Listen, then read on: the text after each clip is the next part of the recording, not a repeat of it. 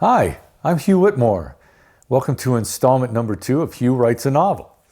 I'm working on book number 4 of my 3 Madeleines novel series for middle graders. And after the end of the first 2 weeks, I had about 5,000 words. Now, the next 2 weeks, it's been a month total, I have about 17,800 words. So I've almost done about, 13,000 words almost in 2 weeks, which is pretty good for me.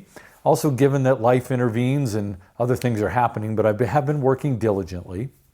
And what I've done is I've created about 13 completed chapters and maybe 3 or 4 others that are partial. Plus there are notes still. It's interesting when you write a novel, you'll write notes and then those will become chapters and scenes. So for example, of the 17,800 words, I might have still 4,000 words of notes. So I could write a chapter and only pick up 200-300 words. So the notes do become words later. So based on about a 55,000 word novel, I'm a little less than halfway. So I mentioned that I got through 13 chapters and I had my outline done, my plotting that I mentioned in installment number 1. I had picked the 5 main points, plot, setting, characters, conflict, and theme. And so I had a really good architecture. And I remember I mentioned I don't write linearly usually, but I really got excited and I had everything set up and I got through chapters 1 to 10 pretty well. And things were going very smoothly. And I wanted to mention that I really don't measure my progress in chapters. I measure it in progress through the plot points, my 10-point plot point system. Sorry, I used 10 points. And I got through plot point number 1, which is introduce the characters, especially the main character, in their old world. It's called the old world because it's going to change. I did that. Plot point number 2 was the inciting incident. A big thing happens that's going to change the old world of the main character. I did that. I got past that. I got to plot point number 3, which is the reaction of the main character to the inciting incident, plot point number 2. Plot point number 4 comes next, which is the lock-in, which is the plot, the old world is going to go away because of the inciting incident. The main character reacts in number 3. And number 4, it's locked in. It's clear the main character is going to have to change and do something they didn't want to do, but they're locked in now. And then I got to number 5, which is fun and games in the new world. There's a new world, a change of scene, and that's where the scene action and the scenes go up and it's all exciting again. And I'm into that now. And plot point number 5 is one of the biggest chunks in your novel because there's a big run up until the middle of the book. And that's a very exciting time in a novel and an exciting time in a movie as well. And whether you're writing a movie or a novel, it's all the same. So I got to chapter 10 and I was just getting into the plot point number 5, which is fun and games in the new world. And I got to the new world. And so I had a whole bunch of things to do now. I was going really fast in my writing, but then I had to come up with the scenery of a new place, new characters' names. I had to come up with motives for characters and why are they there? And here's a tip now.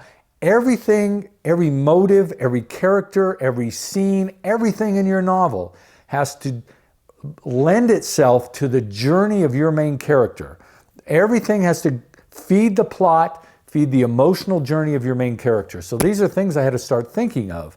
And the reason I'm bringing this up in this installment is that there's a thing that people talk about a lot in novel writing called writer's block. And I wanted to address that because everybody will face this.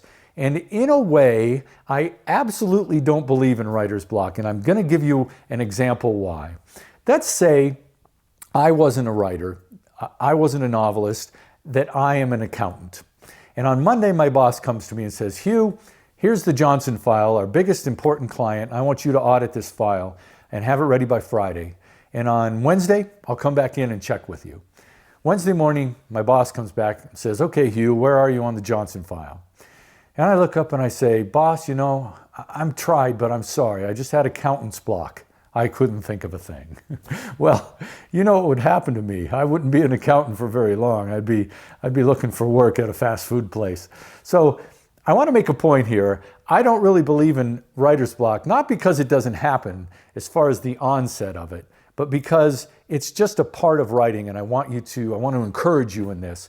Writer's block is defined as when you run out of ideas, or you just can't think of what to do, or you're stuck in a place, and all that is a lack of structure.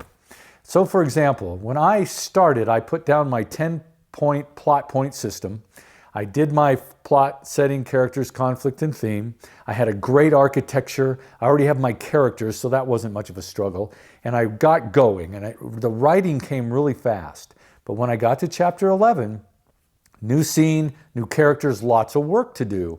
And the place that my characters are going is, generally speaking, I know the place, but I don't know the specific place. It's a place where kids go. I'm not going to give it away because it's a new novel that hasn't come out yet, but I hadn't been to that place as a kid. So I had to do research.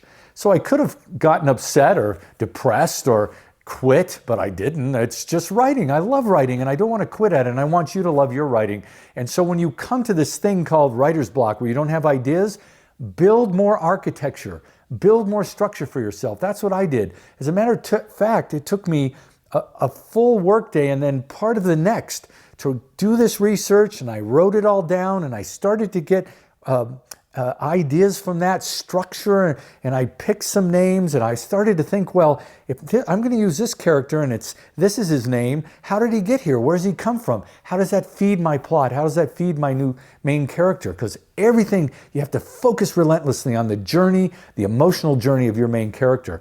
And so I got the juices flowing again, and I got 3 more chapters done really well. I'm into my, what would that be? Maybe getting towards halfway on the book, the second third, I guess you'd say. And things are flowing again because I added that structure. And that's what you should do. If you face this, just turn your attention to more structure. Do the research. Think of those names. Do whatever you have to do. Turn to the internet. There's so many sources to help you out of this thing called writer's block that I officially don't believe in. So anyway, got through the writer's block, got 3 more chapters. And I also, in the second 2 weeks, other things you'll be doing as a novelist is I did a read-through. And so I did a read-through on my first 10 chapters to make sure it all made sense and it was leading in the right direction, supporting my plot, supporting my main character's journey. And then I did my research, got the next 3, and then I had to read it all through again. Now these things take time. And so it takes a couple of hours to read through, but it takes even longer than that because you got to consider it, go back and forth. Sometimes you get to a point and you realize, well, gosh, I changed things here in chapter 6, so I got to go back to chapter 2 and set that up because somebody said something that foreshadowed this. So the read-throughs take time.